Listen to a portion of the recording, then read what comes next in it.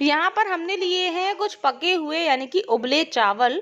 अब आप कहेंगे रक्षा आप तो बोल रहे थे बिना गैस जलाए। जी फ्रेंड्स, हम बकाया पूरे पापड़ बिना गैस जलाए ही बनाएंगे। बस आपको जब भी अपने लिए चावल बनाना हो उसमें थोड़े से एक्स्ट्रा चावल बना लीजिए, या फिर कभी कभार चावल बच जाते हैं, रात को बच गए हैं, तो आप सुबह इस तरह से ये पापड़ बना सकते हैं। तो ये उबले हुए कुल मिलाकर के आपको चावल लेने हैं। तो ये लगभग एक छोटी कटोरी के लगभग चावल थे। हम क्या करेंगे, इन चावलों को डालेंगे ग्राइंडिंग जार में और इसमें हम डालेंगे एक कटोरी पानी। तो इसमें कोई फिक्स मेजरमेंट नहीं है कि आपको इतने चावलों में इतना पानी डालना है। अभी हम सिर्फ इतना पानी डालेंगे कि हमारे चावल जो है अच्छे से ग्राइंड हो जाए यानी कि पिस जाएं। तो आपको अगर ज़रूरत पड़े तो आप बीच में खोल करके थोड़ा सा पानी और ऐड कर सकते हैं। तो आप देख सकते हैं हमने चावलों को अच्छे से पीस लिया है और एकदम स्मूथ पेस्ट बन करके रेडी हो गया है। अभी चावलों का पेस्ट काफ़ी गाढ़ा है, तो अभी हमें कोई टेंशन की बात नहीं है। सबसे पहले तो इसको हम अलग बर्तन में निकाल लेते हैं। वे चावल थे उनको भी हम सेम प्रोसेस में पीस लेंगे। तो लीजिए, हमने पूरे ही जितने उबले हुए चावल थे सभी को हमने खूब अच्छे से पीस लिया है और इसका एक गाढ़ा सा पेस्ट बन करके तैयार हो गया है। तो अभी आप देख सकते हैं जो चावलों का पेस्ट है बहुत बहुत गाढ़ा है, तो इसको हम पतला करने के लिए इसमें पानी का इस्तेमाल करेंगे। तो यहाँ पर मैं बिल्कुल नॉर्मल पानी डाल रही हूँ। अगर आपके पास गुनगुना पानी है तो आप उसका यूज़ भी कर सकते हैं या फिर गर्म पानी का यूज़ भी कर सकते हैं। तो अभी हमने 1 गिलास पानी इसमें डाला है, तो आप अपनी ज़रूरत के हिसाब से इसमें पानी कम या ज़्यादा ऐड कर सकते हैं। और जो चावलों के बैटर की कंसिस्टेंसी है कुछ इस तरह से होनी चाहिए। ना तो ये बहुत ज़्यादा पतला होना चाहिए मिश्रण और ना ही बहुत ज़्यादा गाढ़ा होना चाहिए। अब हमने यहाँ पर ली है 3 लाल साबुत मिर्च यानी कि सूखी वाली मिर्च, और इन मिर्च को हम चाकू की मदद से छोटे छोटे टुकड़ों में तोड़ लेंगे। तो यानी कि हम घर पर ही रेड चिली फ्लेक्स बनाएंगे। तो जो घर की रेड चिली फ्लेक्स होती है ना, थोड़ी सी मोटी सी होती है, जिससे जो पापड़ है देखने में बहुत ही बढ़िया लगते हैं। आप चाहे तो बाजार वाली मिर्च का इस्तेमाल भी कर सकते हैं।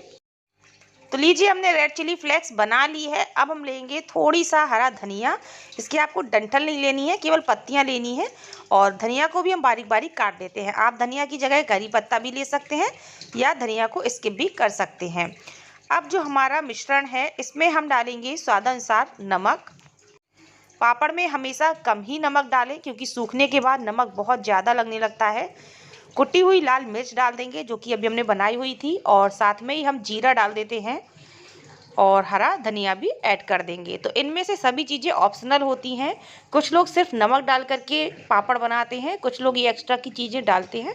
अगर बच्चों के लिए बना रही हैं तो आप मिर्च को स्किप कर सकती हैं। अब हमने सभी चीज़ों को अच्छे से मिक्स कर लिया है और बैटर मुझे फिर से थोड़ा सा गाढ़ा समझ में आ रहा है, तो मैं इसमें ज़रा सा पानी और मिला करके मिक्स कर लेती हूँ।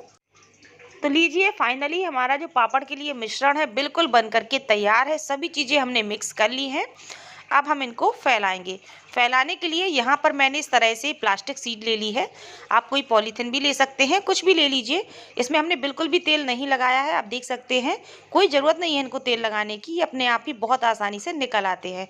अब बस हम एक एक चमचा भर करके इस मिश्रण को लेंगे और पापड़ों को फैलाएंगे। तो आप देख सकते हैं कितने आसानी से सभी पापड़ फैल जाते हैं, बिल्कुल भी दिक्कत नहीं होती है। और पापड़ को हम थोड़ा सा बड़े साइज़ में फैलाएंगे क्योंकि सूखने के बाद इनका जो साइज़ है थोड़ा सा छोटा हो जाता है। कोई भी पापड़ हो सूखने के बाद साइज़ छोटा होता है और जब आप तेल में तलते हैं तो फिर से ये साइज़ में बड़ा हो जाता है। तो हम बहुत ज़्यादा छोटा भी नहीं करेंगे और बहुत ज़्यादा बड़ा भी नहीं करेंगे। तो हमने मीडियम साइज़ में पापड़ फैला लिए हैं। तो इसी तरह से हम सभी पापड़ों को फैला लेंगे। तो कुछ पापड़ मैं आपको फैला करके दिखा रही हूँ। बकाया के पापड़ हम धूप में फैलाएंगे, बनाएंगे। इन पापड़ में आपके पास दोनों ही ऑप्शन है। आप चाहे तो धूप में भी इनको सुखा सकते हैं या पंखे के नीचे भी सुखा सकते हैं। ये बहुत ही पतले होते हैं तो बहुत आसानी से सूख जाते हैं, कोई दिक्कत नहीं होती है। तो जैसे भी आपके यहाँ व्यवस्था हो उस हिसाब से आप इनको सुखा सकते हैं। तो देखिए, मैंने 6 पापड़ यहाँ पर बना लिए हैं। बकाया के पापड़ मैं छत पर बना लेती हूँ धूप में जा करके। तो आप देख सकते हैं कितने सारे हमारे पापड़ बन करके तैयार हो गए हैं बचे हुए चावलों से। तो बस इनको हम धूप में इसी तरह से पड़ा रहने देंगे। कम से कम इनको सूखने में आराम से 8 से 9 घंटे की धूप आपको चाहिए। तो एक दिन का समय मान के चलिए कि पूरा अच्छे से धूप लग जाती है, तो आप साल भर तक पापड़ों को स्टोर भी कर सकते हैं। इसलिए हम इनको धूप में ही सुखाएंगे। और 3-4 घंटे बाद की मैं आपको शूटिंग दिखा रही हूँ। मैं एक्चुअली छत पर आई थी और आप देख सकते हैं किस तरह से हमारे पापड़ सूखने लगे हैं और कितने पतले पतले हो गए हैं। ये देखिए, बहुत ही प्यारा इनका शेप आ गया है और देखने में भी ये बहुत ही बढ़िया लग रहे हैं। सारे पापड़ सूख चुके हैं, 5 घंटे में ही अच्छे से ये सूख गए हैं। देखिए, आप इनकी आवाज़ से समझ सकते हैं। और अब आप इनका लुक देखिए कि हमने जो हरा धनिया और मिर्च डाली थी, देखने में कितने बढ़िया लग रहे हैं। एकदम ट्रांसपेरेंसी आ गई है पापड़ों में। तो चलिए, अब मैं आपको इन पापड़ों को तल करके दिखाती हूँ। किया है, अब हम अपने पापड़ भूनेंगे। तो आप देख सकते हैं कितना बड़ा साइज हो गया है पापड़ का और इतने खस्ता पापड़ लगते हैं कि बस आप मुंह में डालेंगे तुरंत ही घुल जाएंगे। तो इस तरह से आप भी घर पर बचे हुए चावलों से या पके हुए चावलों के झटपट वाले पापड़ बना सकते हैं।